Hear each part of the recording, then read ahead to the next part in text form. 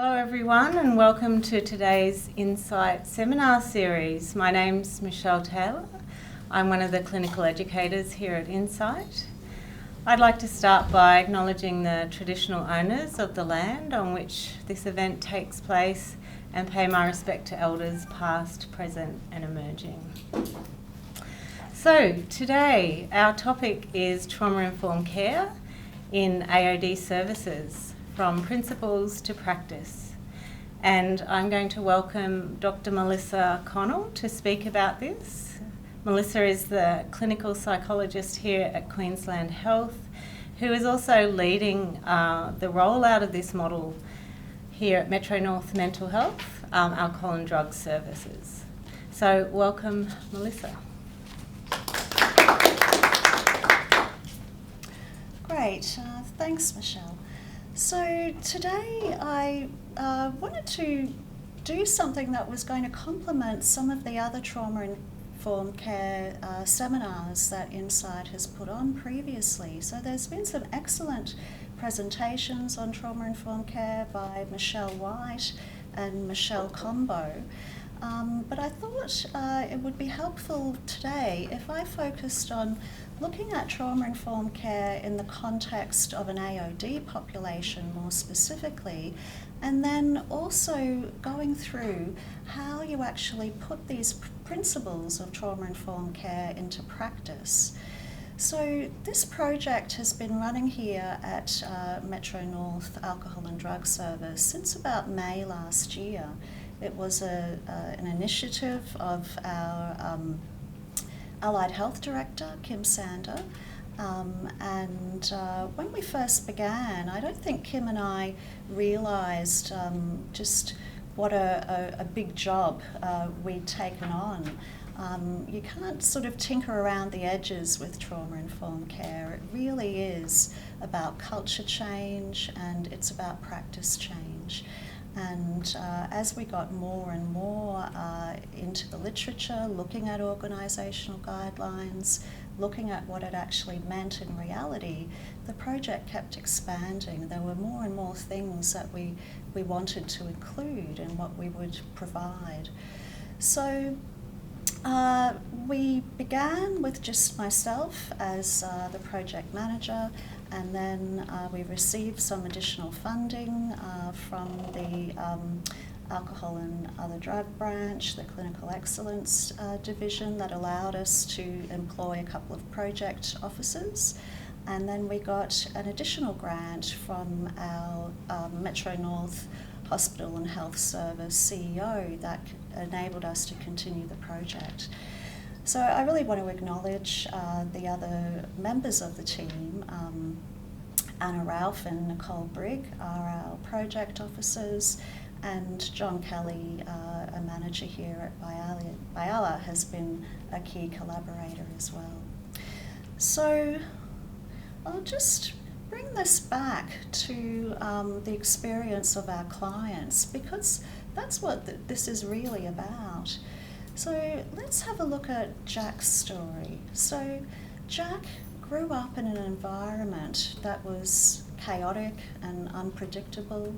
The people who were supposed to care for him were actually the people that harmed him. And it's also likely that he experienced neglect of his physical and emotional needs. So when Jack became a teenager and he discovered cannabis and alcohol, it felt so good for him. He got a sense of relief that he hadn't known before. So it's understandable that he became more oriented towards substances. As time went on, he developed a problem with methamphetamine, and this was a pretty chaotic time in his life. He was seriously assaulted, and he also was in a car accident in which his best friend died. So Jack felt like his life was really out of control. He was struggling with intrusive thoughts about what had happened, nightmares, he couldn't sleep, he was irritable and on edge, and he couldn't stop using. And when he went to try and get help from AOD services, he was told he really needed to detox and go into a residential rehab. But every time he detoxed, his PTSD symptoms would get so bad he just couldn't cope. So during his engagement with AOD services, Jack was never asked about had he experienced previous traumatic events, and he wasn't screened for PTSD symptoms. So this is a very likely story, and it's quite unlikely that clients are routinely asked about trauma and PTSD symptoms. So how typical is Jack's story? So we know in Australia at least 90% of clients accessing AOD services have experienced at least one traumatic event, and most of those have been exposed to multiple traumas. And in fact, half to 2/3 would meet the criteria for a diagnosis of PTSD. So substance use can be a coping strategy. It's a way of avoiding negative thoughts and feelings, and an attempt to try to seek some positive or stimulating sensations and experiences. And for a lot of our clients, they've grown up exposed to chronic stress. They may have had persistent interpersonal trauma. They're likely to have difficulties with their stress response system, so they're more sensitive to stress, and they're less able to regulate their stress response. Their reward pathways are also altered. These are factors that leave them more susceptible to developing problematic substance use. So our clients are at high risk of developing substance disorder in association with an attempt that they're undertaking to try and manage ways that they've been affected by trauma. So this cycle of trauma and addiction, so the cumulative effects of complex trauma also increase the risk of experiencing further traumatic events, and this is a cycle that we often see. So people might grow up having experienced trauma and adverse life events. They have difficulties regulating their emotions. They may have problems making decisions about their safety and attending to their needs. They could be self-medicating with substances, and then life complications ensue. So they get exposed to further traumatic events. As we saw with Jack, that risk of experiencing additional traumas was high. So again, further pain, shame, and increased need for substances to cope, and also probably more substances as people's tolerance goes up, and then the cycle just continues. So people like Jack really get stuck, and it's very difficult to know how to help them or how to break out of this cycle. And when people have comorbid PTSD and substance use disorders, they're at risk for a range of negative outcomes. They're likely to have poorer social and occupational functioning, higher rates of inpatient treatment. Their risk of relapse is higher. They have more comorbid psychiatric disorders. They're more likely to be polysubstance users. They have chronic health conditions. Self-harm and suicidality is high. And as we saw in Jack, he has less effective coping strategies. It's very difficult for them to understand and manage what they feel.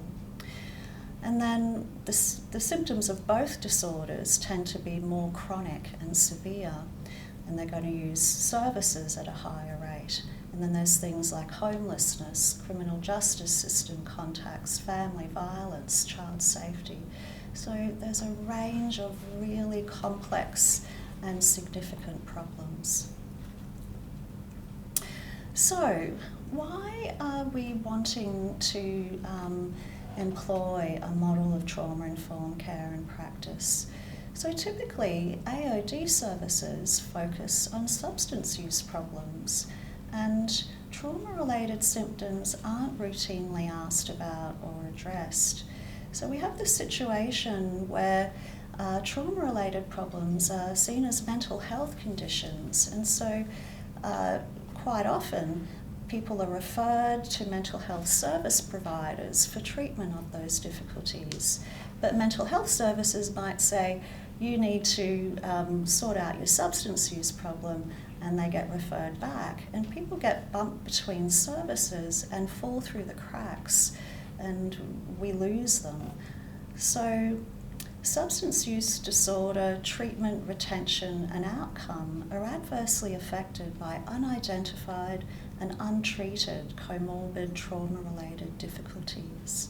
So it is really important that we start to recognise that this can be a significant driver of people's substance use and a big player in that cycle of relapse that people fall into. So some of the other benefits of trauma-informed care and practice, so higher levels of client satisfaction and improved quality of life, greater treatment engagement, longer-term improvements in both PTSD and substance use disorder symptoms, lower dropout rates in DNAs, and higher rates of completed treatment episodes. And when we look at what trauma-informed care and practice actually is, there's two key components. So trauma-informed care is just that service-level approach.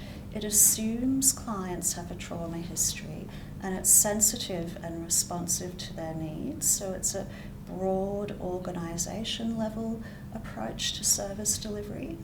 And then trauma-informed practice is the more focused provision of psychosocial treatment of trauma-related symptoms. So we wanted to do both.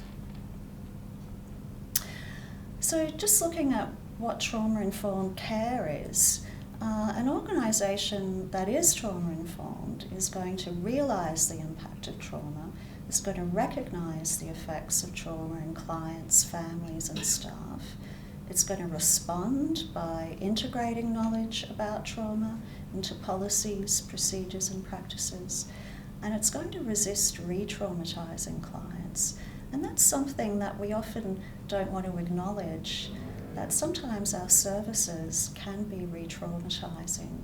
So the more that we can be aware of that, it's really important. And for us, trauma-informed practice means integrated psychosocial treatment for comorbid substance use disorder and trauma-related symptoms.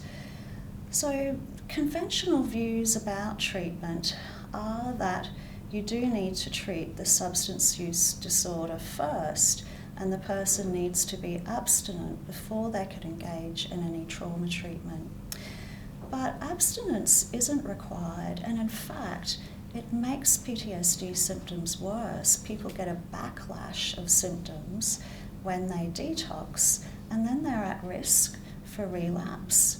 So being able to treat both disorders concurrently can really be monitoring that exacerbation of symptoms and providing support around it, so people are more likely to stay engaged in treatment. So concurrent treatment of both disorders is more effective than treating each independently. So that's something that we've really wanted to do as well. So some of the barriers for staff, these are really important to acknowledge, and I've listed ones that are recognised in the literature more broadly, but they are ones that we encountered when we first began this project, and we started surveying staff and talking to them about their prior experience, their confidence, knowledge, etc. in doing this work. So staff fear that they don't have enough experience to be able to work more in that more focused way with clients affected by trauma. They're worried about their clients getting distressed if trauma is discussed. They often feel they don't have that institutional support or the resources to cope, so that they don't feel equipped to do this work.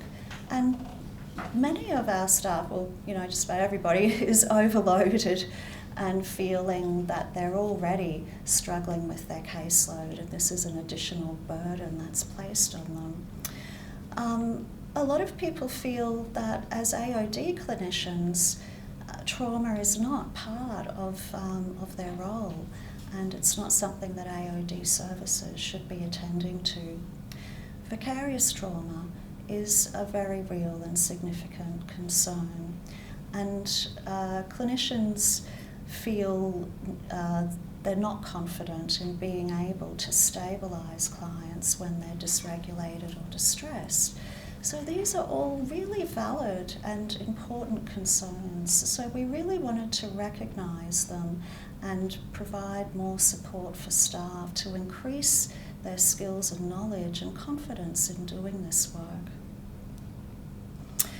And then for our clients, there are also significant barriers to disclosing that they have a trauma history.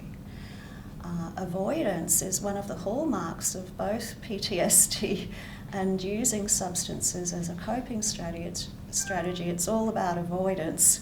So that's how people are managing. They don't want to get distressed or feel that discomfort. They may not feel a sense of trust and safety with clinicians because we're talking about clients that have experienced interpersonal trauma. So they've been harmed by other people. So issues of trust and safety are really important to be attentive to. Some clients may not even recall the events that have happened, particularly people who've had childhood trauma.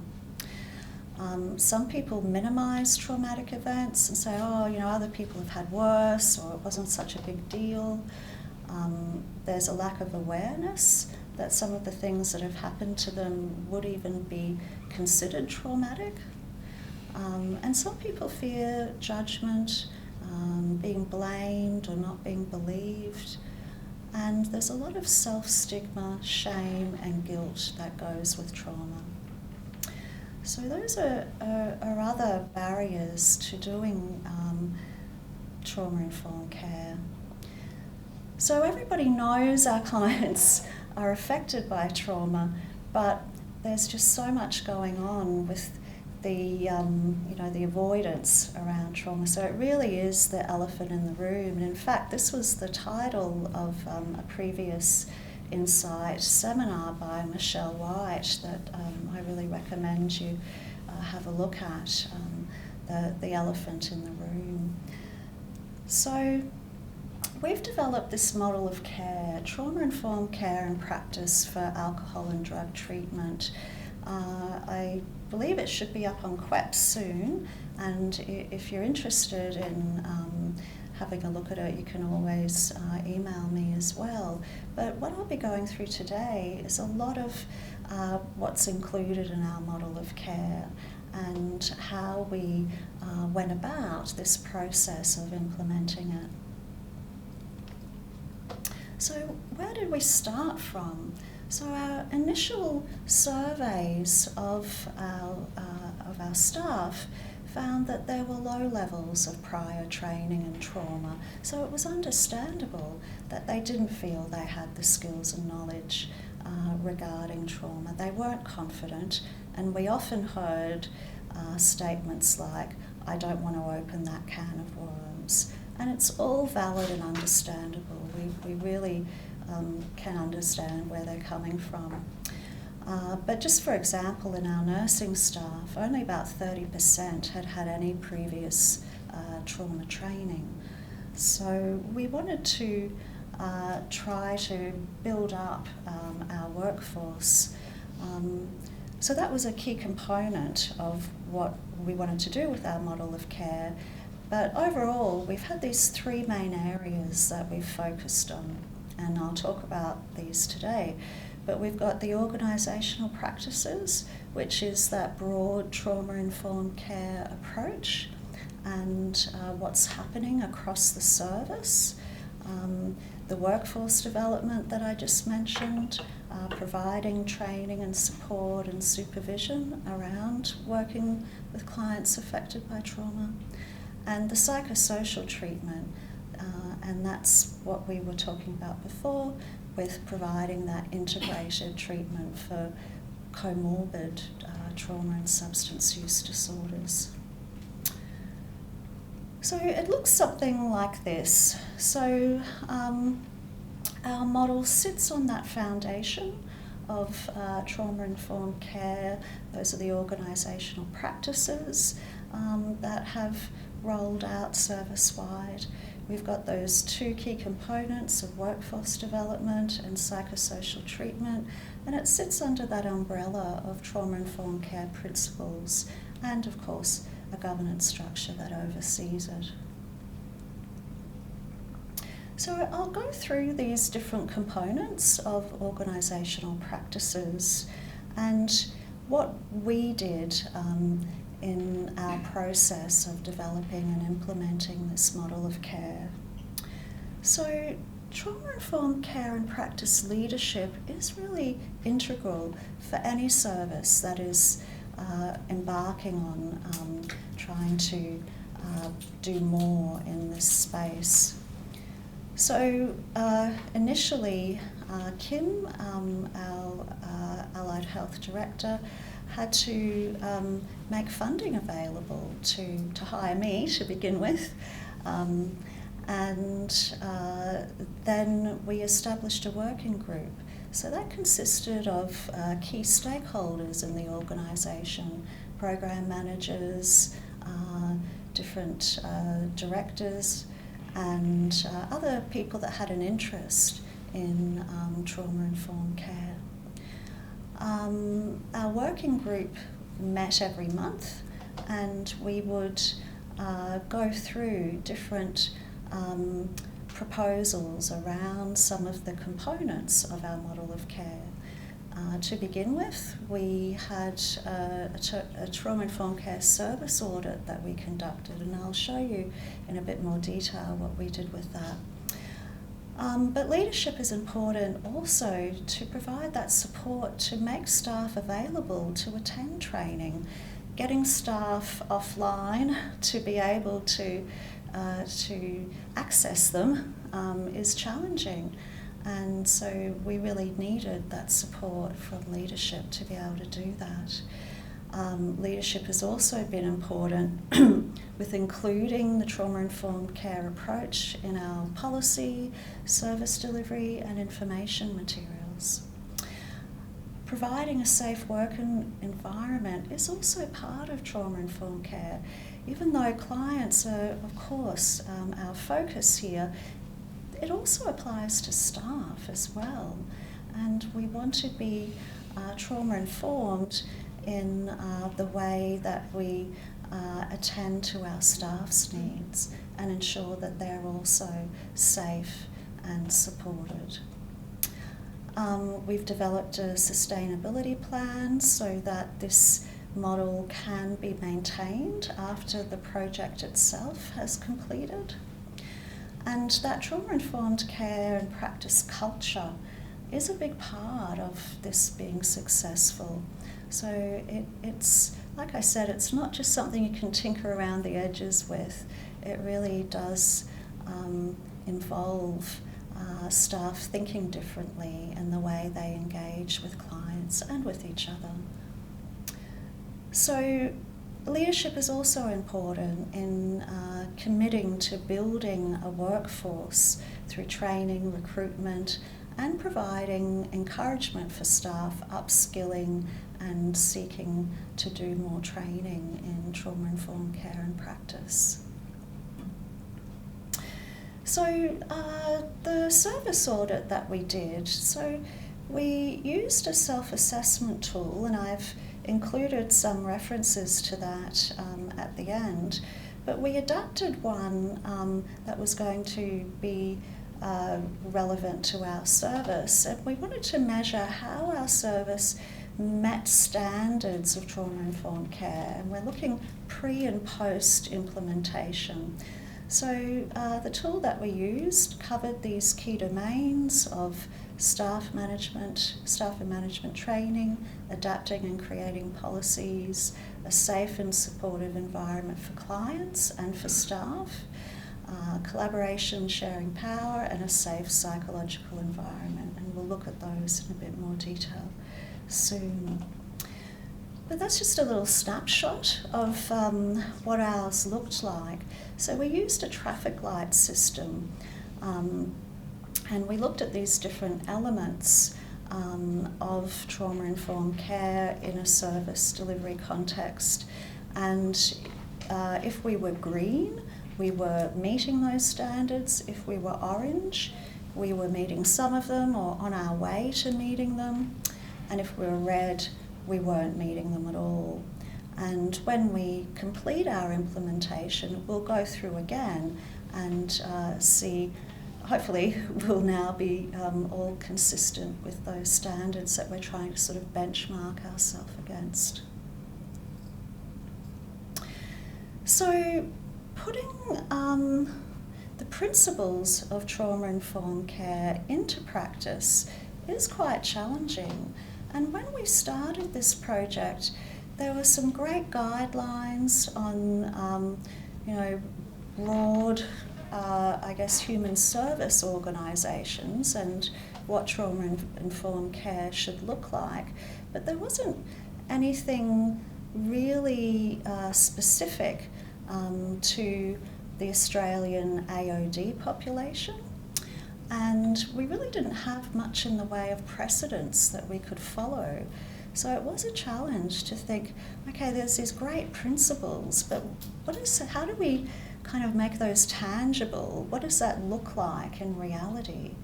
So we've tried to find ways of operationalising that, and the model of care goes into this in a bit more detail, but I'll just briefly go through some of these.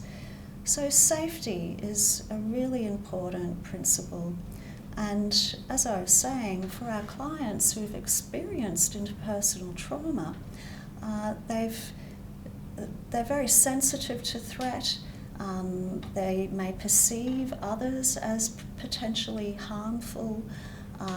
They have little experience of safety, and so the more that we can provide safety in our service provision, it's really important. And so that can mean in our physical environment, providing environments that are comfortable and as much as possible sort of warm and friendly, inviting. But also, they have clear signage, they're well lit. And it also means looking out for clients in shared waiting areas. Are they free from, the behaviours of other clients that could be intrusive or harassing?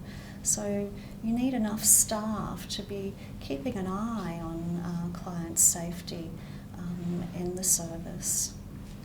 And then psychological safety, and that's an interesting one to reflect on. And that can mean staff being attentive to signs of clients' distress or difficulty. And there's a lovely story I wanted to share.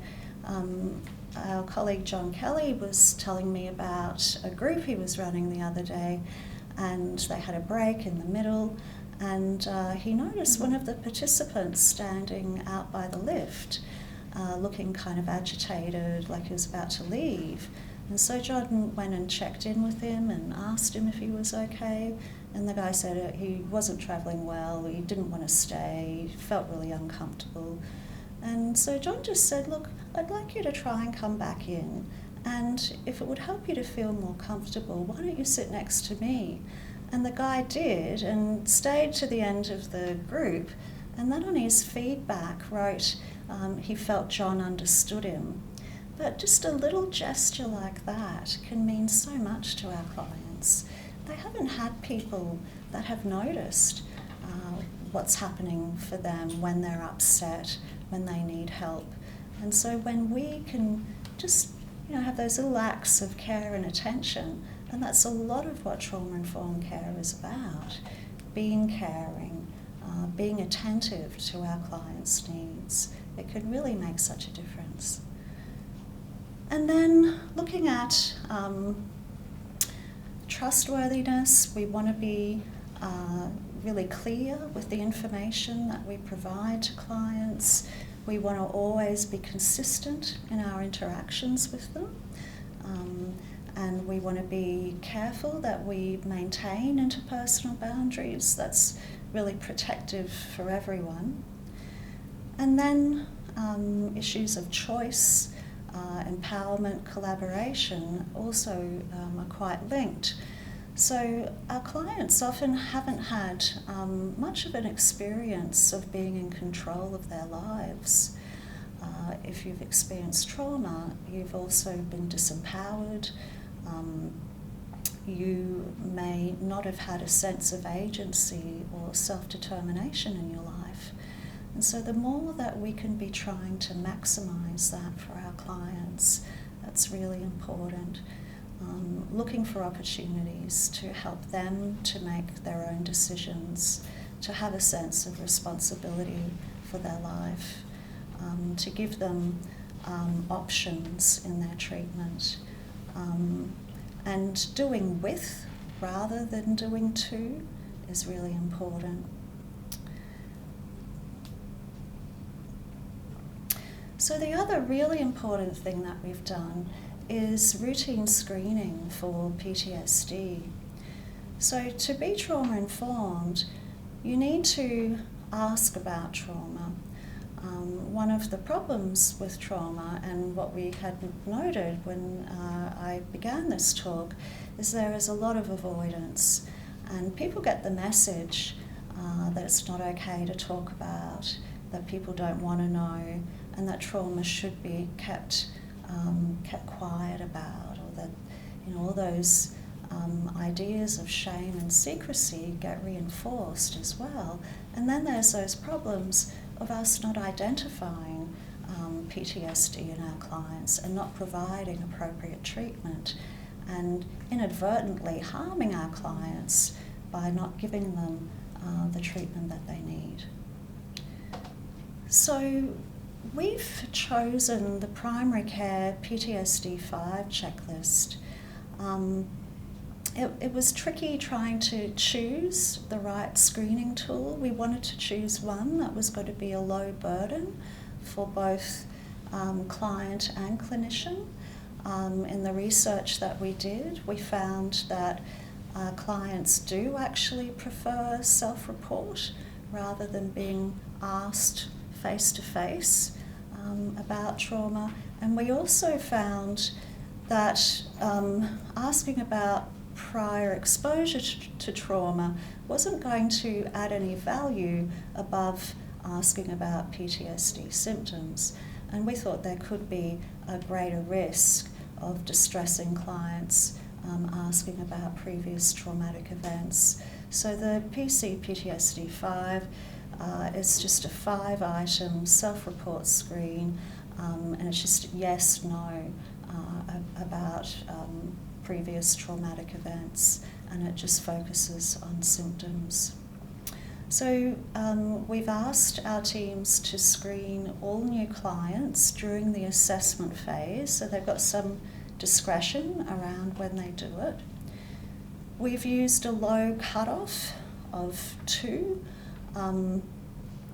A score of 3 and above means a likely diagnosis of PTSD, but we know that we're not capturing the breadth of trauma-related symptoms in that screen, so we've chosen a lower cutoff. But when someone is identified as having PTSD symptoms, they're given feedback that they may have some trauma-related difficulties that might be interacting with their substance use. They're given information on the option of a referral for psychosocial treatment. They can decline, It's only those people that choose to engage that we follow up with.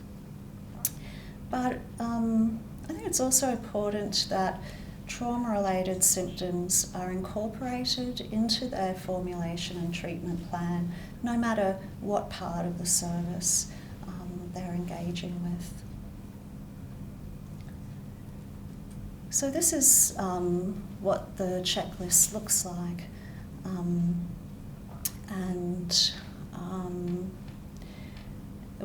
We haven't had many difficulties with clients completing it, and it's now being implemented routinely across the service for new clients. And we also developed a little flyer that provides information about how psychosocial treatment can help. Another area of our organisational practices was providing that support for staff. So vicarious trauma is a real concern, and AOD clinicians are at risk of secondary traumatic stress. And so we really want to reduce risk factors and enhance protective factors. We've got a management of vicarious trauma guidelines that's underway at the moment, and that can be used within teams to provide more support for staff. We engage in regular trauma-focused group supervision. We'll be moving to have trauma champions on psychosocial teams, and we're promoting a culture of trauma-informed care in the workplace. So the sustainability plan is also important. Our working group will meet annually to review adherence to the model of care. We'll look at the service audit, and the chart audit that we do also includes the screen. So that's another mechanism that can ensure that it is being completed.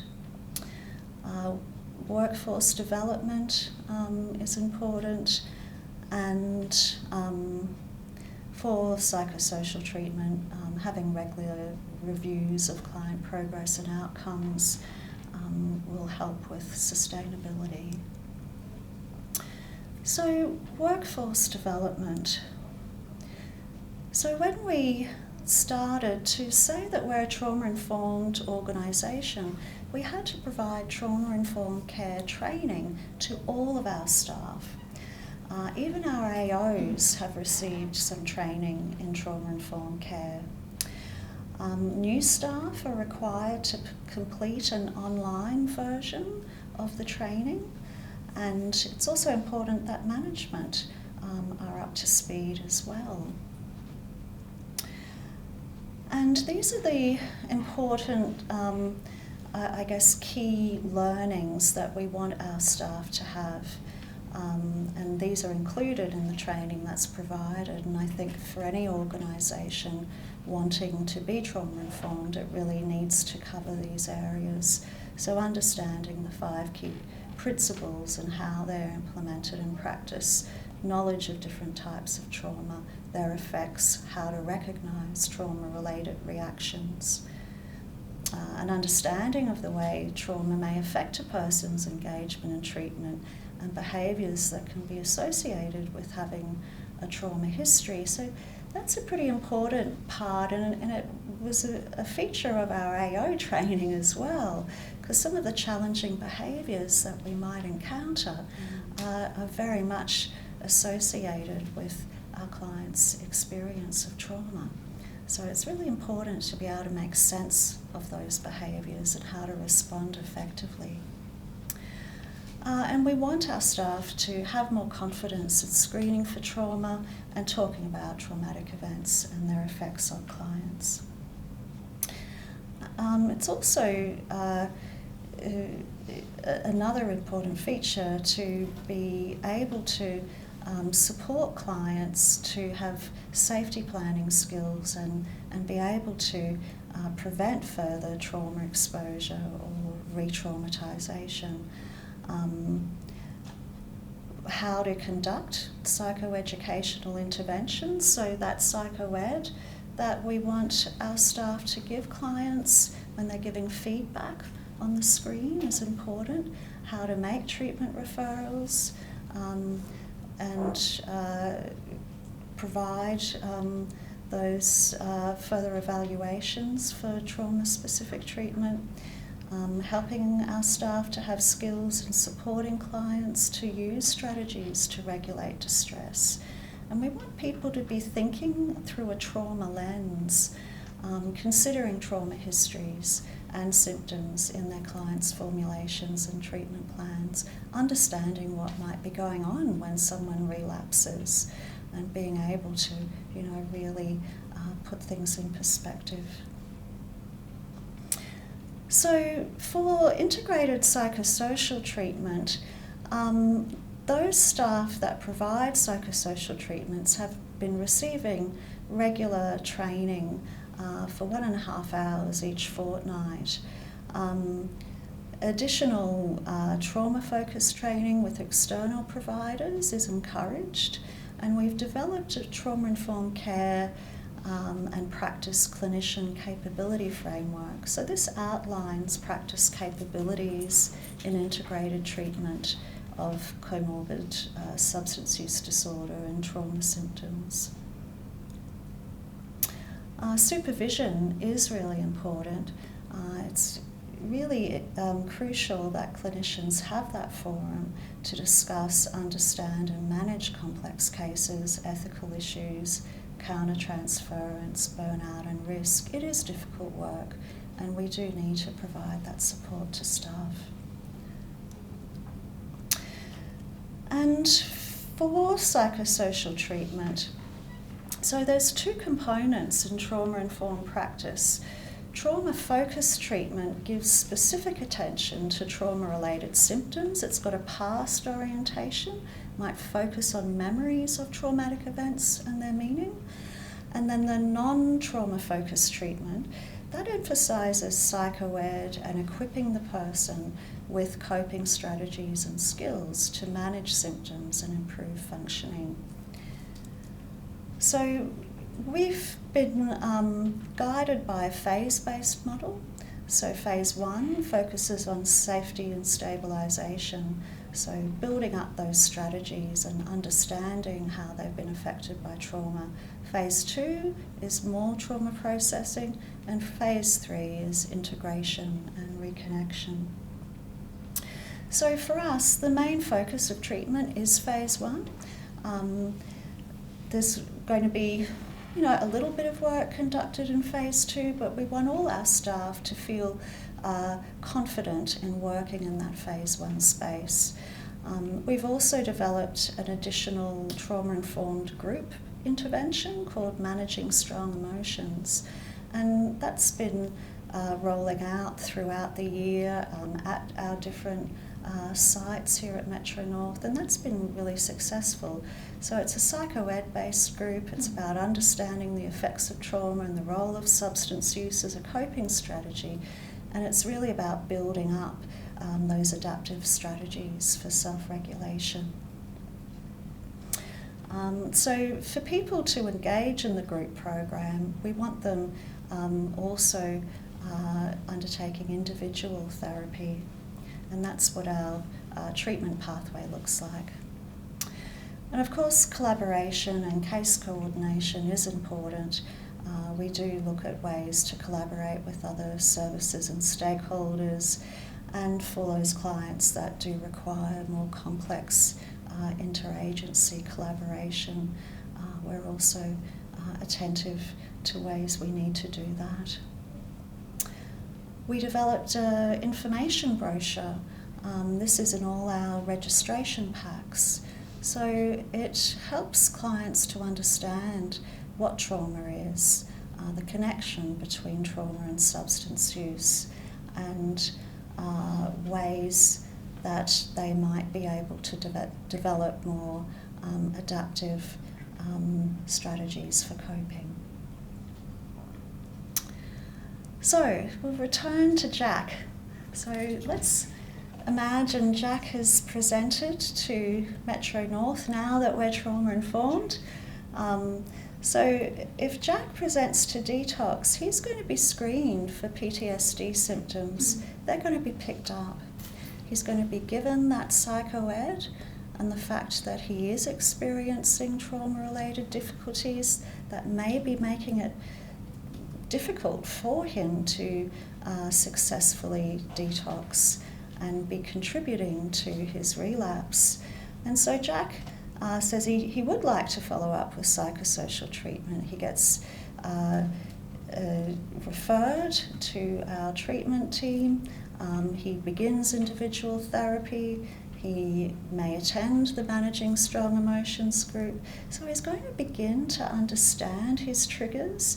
He's going to be able to make sense of the trauma symptoms that are coming up for him and have more adaptive ways to cope that are going to support him when he's trying to find ways to, I guess, have substances less a part of his life.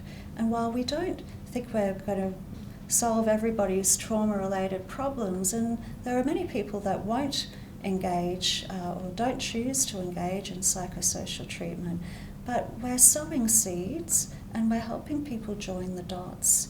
And I think that can lay the foundation for them being able to engage in treatment at a time when they're ready. So that can be very important too. So I hope that today's been helpful for those people that are interested in becoming trauma-informed. Don't hesitate to contact me if I can be of any help. I've included some resources there that can be useful. But thank you very much, Melissa, for that informative talk, and congratulations to you and the people on the team for all the work you've been doing. I've got a question or two here online, so are you happy to take a couple of those questions and then I'll open it up to the room? So, first question is, who can administer the screening tool?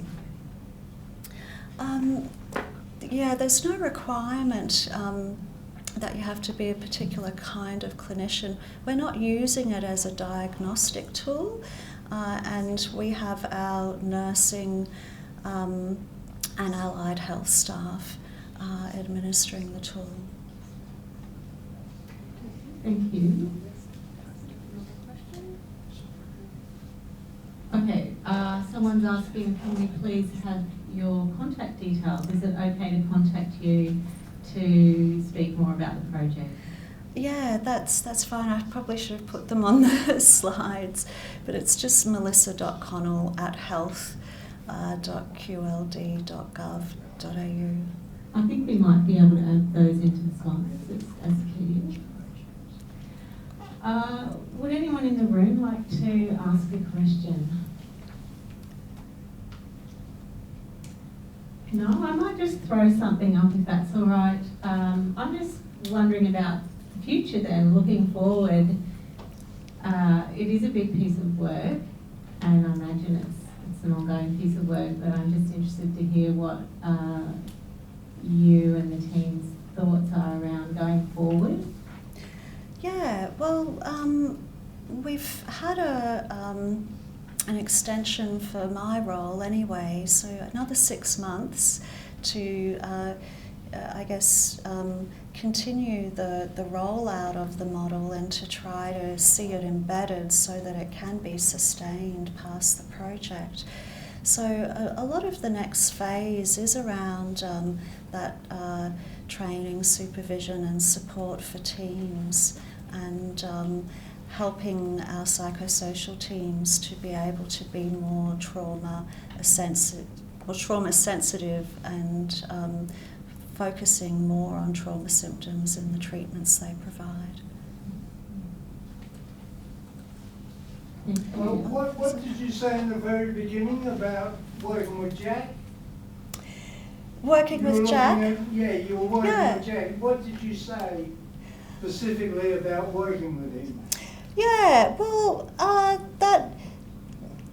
guess I just wanted to give people a bit of a sense of what might be going on for our clients and keeping them in this cycle. Yeah, and often we get told substance dependence is a chronic relapsing disease, especially around alcohol. But sometimes I wonder if we were treating people's underlying trauma symptoms, it may not be so chronic and relapsing. Yeah, yeah. Thank you. Oh, we've got a couple more questions.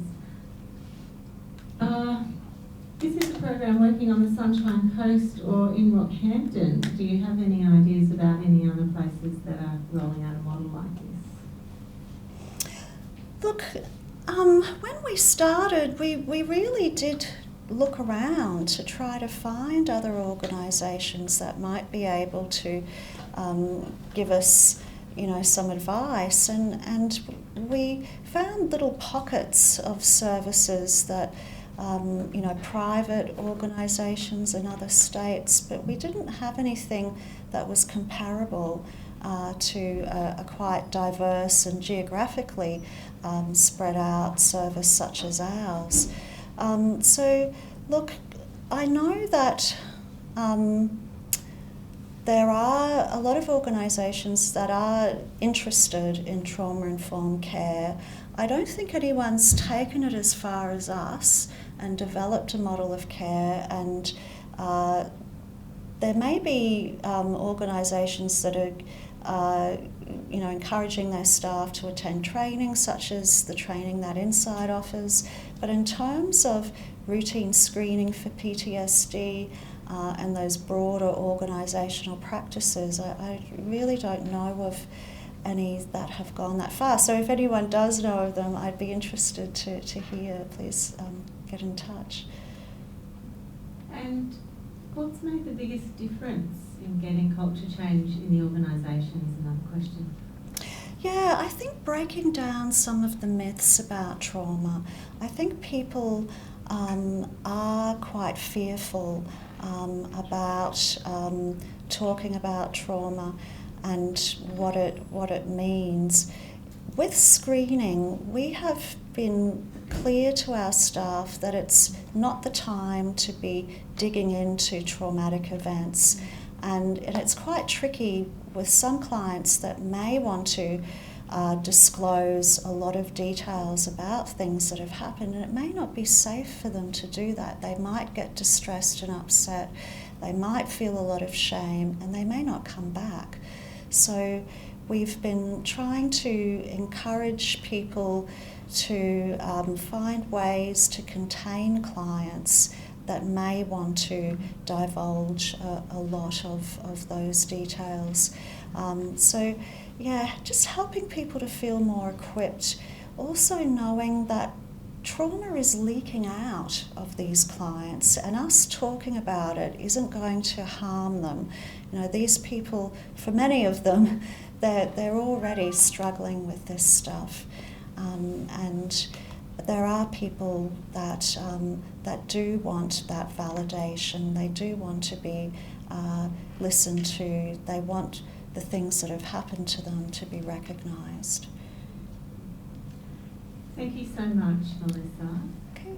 There's no more questions for now, so I want to thank everyone for joining us today. Would you mind filling in a short evaluation for us, please? And hopefully we might see you next week, same time. Next week's presentation is by Dr. Angelo De Gianni on oral ketamine augmentation for treatment of anxiety and depression. Thank you again.